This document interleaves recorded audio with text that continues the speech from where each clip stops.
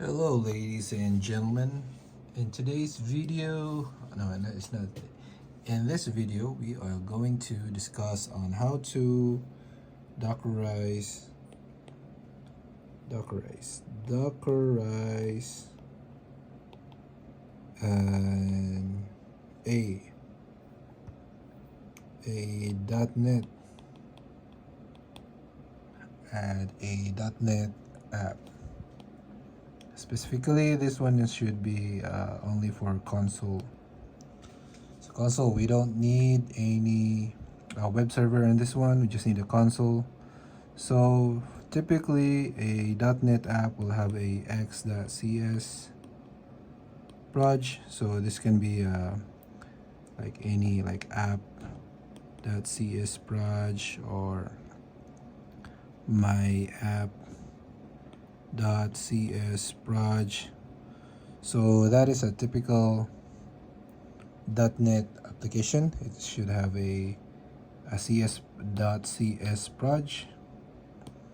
That, and here in this example, we're just gonna call our app csx.cs proj, and it will have a project or program.cs as the starting point, and for the classes and all the other codes, people will put it on separate files. So that is where you're gonna have like a controller folder, model folder, and services folder. But actually, you can just put all of them in a CS proj. So this is a typical .NET project, and if you want to Dockerize it, you're gonna define a Docker file here. So the Docker file, what it contains is just the definition of what your application is and how to Dockerize it.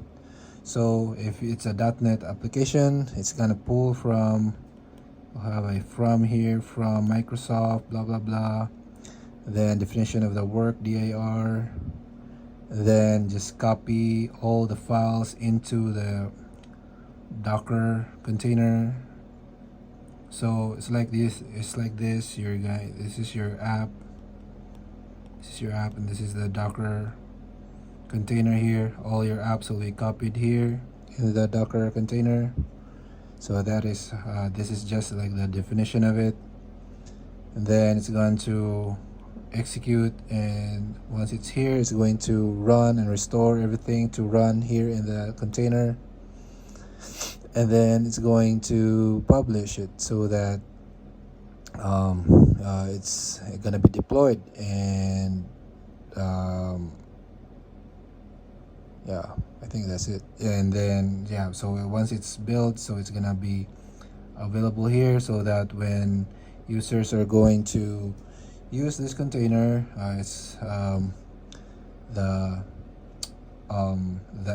there will be like an interface how to interact with your application here, because it is contained. So if it's a web server, there's gonna have a port, and if it's a console, it will have a entry point, like so some magic going on here.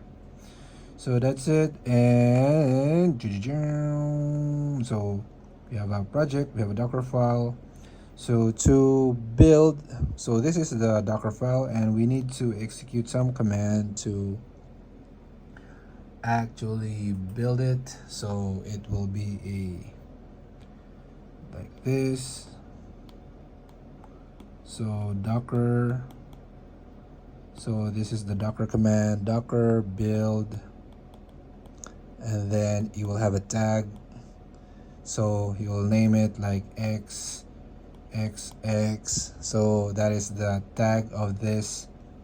If you're going to build this is going to be your tag. So this is -t, so this is xxx, and then your file is this Docker file. So because I think you can, it's okay not to define a file, Docker file, but in this example, we're just going to define which file, because sometimes you can also put, instead of just Docker file here, instead of just Docker file.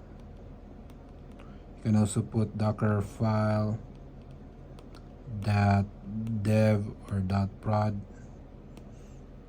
So that's it. And then once it's built, if you Docker, if you run in the console, if you run Docker images, if you run this command, it will list all the Docker images that are available in your environment. And if this is successful, it will have an entry there called XXX, also named XXX. And since this is a console, you can just run it without any port. So to run that application, you can run Docker run, and then you'll put a name like maybe XXX dash name to name the container or the app. Then you're going to, since this is the image is called XXX, you will specify the image you want to use here. So show down here Docker, and then run, and then you specify the name, and then the name is this one. You just name a name, and then this one here is the image, which is the one that you use here. And then if you run the command docker ps /a, I think it's for all, then you're going to see if the run is successful. You will see some kind of like definition of blah blah blah blah, then xxx name using the image xx, and then it will like and then after you also run this, because this is a console app, so if this .NET application here displays a hello world, it just writes a hello world in the console. After you run this, this will display in the console hello world. And if you run this docker ps, then this is the running container in your environment. Right, so that's it. Cool. Bye.